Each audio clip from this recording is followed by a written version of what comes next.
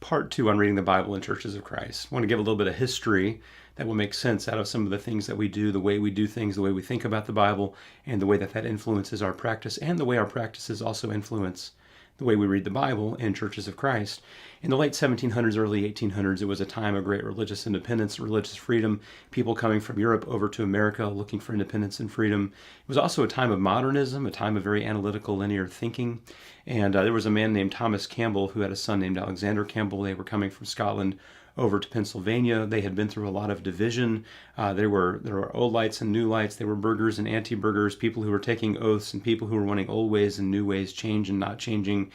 There was the Catholic Protestant divide. There were the seceders and the anti-seceders. There were all these groups, the non-seceders, and it was a time just of this division that Thomas Campbell were really tired of, and so he really wanted a fresh way of bringing Christians back together in order to really be unified as a body of believers. The Church of Christ, the American Restoration movement, starting in the late 1700s, coming into the early 1800s, was really a unity movement, and the idea was very simple, which was, can we not just read the Bible and try to do what we find in the Bible and just live out the practices that we see there? And if we did that, if we all read the same Bible and thought about it the same kind of way, we would end up doing the same kinds of things, that we would do Bible things in Bible ways and call them Bible names.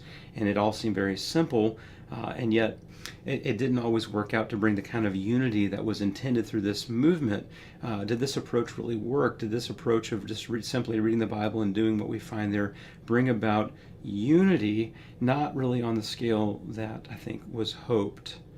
It really didn't bring about unity. And the reason why, the problem is that when you don't just read the Bible and exactly do everything the Bible says, you actually have to interpret the Bible. And we're going to talk about a little bit of the complication of that in this lesson that will hopefully shed some light on some of the things that we do and how that influences the way we read the Bible, and eventually moving into part three about a better approach to how we actually can read the Bible better and understand the meaning of the Bible better. And so I think we really presumed that unity meant that we would do things the same way, that our churches would look the same, that our practices would be the same, that we would believe the exact same things, orthodoxy, orthopraxy, doing the same things, believing the same things, that again the Bible had this very simple truth and message, and that we could just read it and ascertain it and do it in our churches, and we would all be doing the same thing if we would just throw away the creeds and throw away the man-made documents and just get back to sola scriptura, very much a Reformation plea, but also an American Restoration plea as the Bible only. This is the authority for our life and our practice and our beliefs and our worship. I agree with that point, and I think that's an excellent point. The problem is it's hard to create unity around that point in the conclusions that people reach when they read and interpret and study the Bible and come to their conclusions about what the Bible says, what the Bible means, and what that means for us today. That's a tall order for us to come to complete unity in our conclusions on what the Bible says means and what we're going to do with it. And so if unity is the goal, I don't think we really achieve that. Not in a grand scale, not in a sense of like bringing denominations together under this idea and this ideal, and then coming to unity in practice and thought and direction. We didn't really ever find that. In fact, we actually found a lot of division through this approach as we came to different conclusions and of what was most important and what we were supposed to be doing. And so I want to talk a little bit about our hermeneutic, our way of interpreting, reading, and interpreting the Bible. It's often called CENI, command, example, necessary, inference, C-E-N-I, C, command, E, example, N-I, necessary, inference. And let's kind of work through that a bit and come to some understanding of kind of why we do the things we do, and eventually obviously come into maybe a better way of reading the scriptures to understand truly what they mean. I said in the previous video, part one, of reading the Bible in Churches of Christ, that why we go to the Bible influences what we find when we get there. And often we've come to the Bible to find biblical authorization and authority for the practices that we're already doing. We want to support those things through the scriptures, and often we find exactly what we're looking for. And so let's talk about commands for a moment. Commands are very important. Should we do the things that God commands? Yes. What did God command? Well, we find it in the Bible. So let's talk about commands. What sort of things did God command in the Bible? Well, in the Old Testament, he commands us not to murder. Should we not murder people? Yes, that's found in the Old Testament. Our Old Testament commands binding, yes and no. Are we supposed to sacrifice animals? No, Jesus fulfilled that. It's taught in the New Testament. Are we supposed to be kosher and only eat certain foods? No, that's in Acts chapter 10. Those things have been taken away. They've been fulfilled through Christ. Now we're all unified in Christ and not through some of these cultural identifying markers of Judaism in the Old Testament. So certain commands in the Old Testament we still say are binding. You shouldn't steal, you shouldn't murder, you shouldn't covet. Some of the Ten Commandments and other things that we still would enforce from the Old Testament, but not everything. What about not gleaning the edges of our field? Is that still a command? Because we should be generous and we should look out for the poor. If you have a field, should you leave the edges for those who pass by looking for food? Well, maybe we don't have people passing by looking for food. Maybe that's impractical. What about not cutting the edges of our beard? Is that still binding? How do we know which Old Testament commands are binding, are authoritative for us, are still expected to apply to us today, and which ones are not? Which ones have been fulfilled by Christ, and which ones do we still say are universal and binding across time and ages even today? That's can be a confusing process. What about not wearing two different kinds of fabric? What about, is polyester a sin? Are we going to go to hell because we're wearing a polyester shirt? Who gets to decide which commands are binding and which commands are not binding, which commands are authoritative, which commands that violating like send you to hell or something like this for like not following Old Testament commandments? But that's not even just the Old Testament. What about the New Testament? We'd say, oh, well, surely there we can find common ground because the Old Testament's been fulfilled in Christ. That's a little murky. You got to pick some of that stuff apart, the 600 plus commands, which are binding to us and which are not. But the New Testament should be much more clear on exactly which commands we should be following. We should be following all of them. The problem is we don't follow all of them. We don't give holy kisses as we're commanded to greet people with in Romans 16. We don't lift holy hands in prayer as Paul told us to in 1 Timothy 2. Our women are not covering their heads as he instructed in 1 Corinthians 11. And they're also not praying and prophesying in the assembly as he instructed in 1 Corinthians 11. And so we have issues because the Bible gives very direct commands. We would say, well, if God commands that we should follow it, yes, I agree with that. Which ones? And why not if not?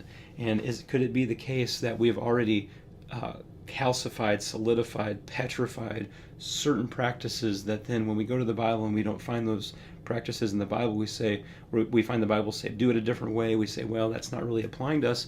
Paul says to greet each other with holy kisses. The command really was to greet, and how you do it's left to us. Well, what was the command? The command was to greet with a holy kiss. Maybe that has some eternal, spiritual, applicable meaning that is relevant to our lives and our salvation. Maybe that's a salvation issue. Maybe we're all lost. Maybe in heaven will only be those people who greeted each other with holy kisses, those who took the commands of the Lord very seriously and followed them all the way through with the utmost of consistency and precision.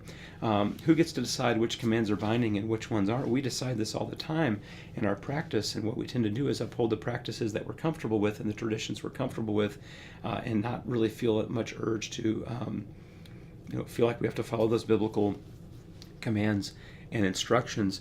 And so that's problematic, and it's more complicated than sometimes we say that it is. How about examples? What examples are binding and not binding?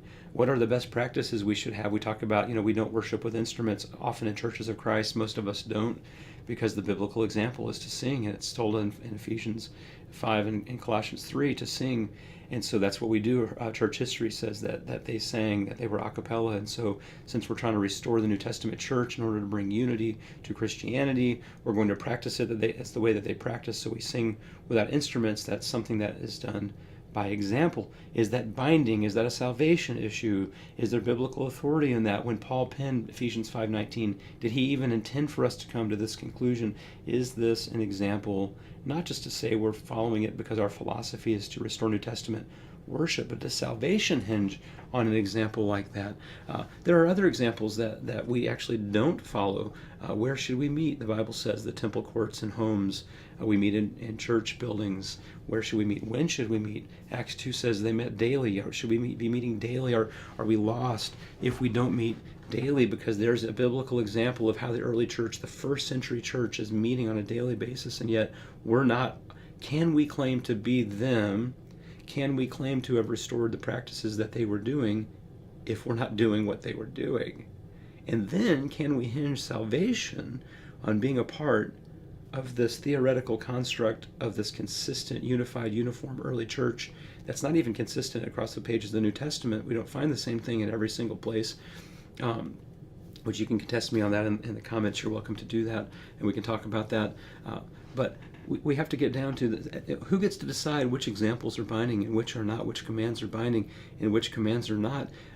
And so some people believe that we have, by example, for a New Testament pattern of worship, for there to be 5 acts of worship, that for a New Testament church to gather and worship appropriately in a way that is honoring of God and pleasing to Him, that we must have singing, we must have giving, we must have biblical teaching, we must partake of the Lord's Supper, and we have to be praying together. And without all 5 of those acts happening on Sunday morning, we are not doing biblically authorized worship. What's odd about that is, and I'm fine with that, and that's how I worship on Sunday, by the way, but when you go to the New Testament, you got to pick some from Colossians, you got to pick some from Ephesians, you got to pick from 1 Corinthians 16, you got to pick from the Last Supper, you got to pick from Acts 2, the Apostles' teaching, 2:42, the breaking of bread, the Lord's Supper. You got to pick from all these letters. So in essence, you're going to say, like, in order to be saved, if this is biblical worship, you have to have the Bible in your own language, you have to be able to be literate, and you have to have the entire New Testament in front of you, and you have to come up with a construct of reading the New Testament that wasn't developed to the late 1700s, early 1800s, of command, example, necessary, inference, in order to come to the right conclusions on these matters. And in order to be saved, in order to be the right kind of church, in order to be God's church, Christ's church, the only church, one must come to this set of conclusions. And if you haven't done that, you're lost. And so that basically dooms everyone for about 1,800 years. And most Christians today don't have any hope because they're not following the commands, examples of the New Testament, but we aren't either. And who gets to decide which ones are most important and which ones are just we can be flippant about and uncaring about? What if God truly is going to condemn to hell those who don't meet in homes? Because that was the clear New Testament example, and we're not following that example to be the Lord's church. That should be troubling to us. And so we've accumulated a list from various books of the Bible and constructed something that is very theoretical, that we don't actually ever find listed in the New Testament to say, these are the biblical acts of worship, and you must do all these in the same worship service in order to be biblical, in order to follow the biblical example. We compile that as a conglomerate, as a mosaic of early church worship and practice from all over the New Testament, and then say this is the only way that this can be done to be biblical. They didn't even have all the same books at the same time in front of them in the first century. They had the apostolic teaching. Maybe behind the scenes, Paul was saying this is how you do it, but he never laid that out in his letters. That's something that we have constructed backwards after the fact to justify the practices that we've already come to a conclusion on. So which examples do we follow? And then we get a necessary inference. We're kind of getting further down this branch that we're sawing here off behind us. This idea of necessary inference, which is the Bible doesn't speak about everything, and yet because we want biblical authority for everything, we must construct a means of reading the Bible to generate biblical authority in areas of silence. Wow. If that doesn't trouble you, that summation of what necessary inference is, you have a problem. Necessary inference is problematic. In a sense, there are inferences that are necessary, but to speak into areas of silence in Scripture and then create something authoritative for the Bible to instruct to say this is the only way to do it in areas of biblical silence is highly problematic and troublesome. So because we want biblical authority for all of our practices, and because not all practices are in the Bible, we had to construct a way to read the Bible to give biblical authority to things the Bible never spoke about. Trouble. Red lights flashing everywhere. Be careful. This should never be bound. This should never be bound. And we should go back to our creed, in a sense, which is unofficial, which is we speak where the Bible speaks, we're silent where it's silent. But then we said, but we also need the Bible to speak into areas where it's silent to give us biblical authorization for the practices we're already doing. We'll create something called necessary inference, and now we have our cover that we now can say God is pleased with us. And then the super dangerous step we make is to say this becomes the only way to do things that should just be called tradition, and which we should have flexibility on, which we should be able to disagree on Romans 14 and not be troubled by that, and God be pleased by whatever we decide on certain matters. We've lost our freedom because we've bound ourselves up into a hermeneutic, a way of reading and interpreting the Bible that had a thus saith the Lord for every single possible thing that one could come up with, and then condemn people to hell for not walking right down the line of that biblical model of interpretation and coming to that same exact binding conclusion. In a sense, we've made our hermeneutic an idol. It's not even just that we made the Bible an idol. That's possible. We've made our way of reading the Bible an idol and made that the criteria for salvation. That is a troubling thing. There has to be a better way than this. Command, example, and necessary inference was not handed down from heaven. And yet, should we do biblical commands, obey them? Absolutely. Which ones? Should we follow biblical example? Absolutely. How far? To what extent? Which ones? And when it comes to necessary inference, we should be incredibly humble and careful. Because what we end up doing is we're speaking for God. We're putting words in God's mouth.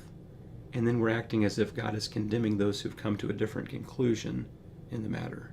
And I think that that would trouble God tremendously, especially when we come to a conclusion of saying that those who are his children are not, based on the constructions and the theoretical models that we've created in the last 200 years, and then bound those conclusions on others and made dividing and determining lines of who is in and who is out based on how we're reading Scripture. So I think it comes from a good intention. Unity is a beautiful thing, but I think in our execution, we've lacked humility, we've lacked love, we've lacked patience, and we need to really humble ourselves and regenerate within ourselves a true humility and love for other people who are struggling to understand the Scriptures just as we are, and to be careful in our confidence. There are some things we should certainly be confident about in our Bible reading and our understanding, but we need to be more humble and more careful in how we see other people with this. So what's coming is, what is the model? What is the approach? And it's not going to be a perfect cookie cutter, but we need a better intention, and we need a better approach to come to understand the Scriptures better. And that's what's coming up in part 3, and I hope you'll tune in. Thank you for watching. Let me hear from you in the comments. If you like this, I'd love for you to click like. If you'd like to subscribe as we talk more and more about a healthier approach for churches of Christ, where we've come from, where we're going, and how to get to a better tomorrow. I would love for you to subscribe. I'd love for you to comment and tune in. You got a negative thing to say, I want to hear that too. Criticism, you got a comment, you've got a point to make that you think I missed something or messed something up, let me know. And thanks for watching.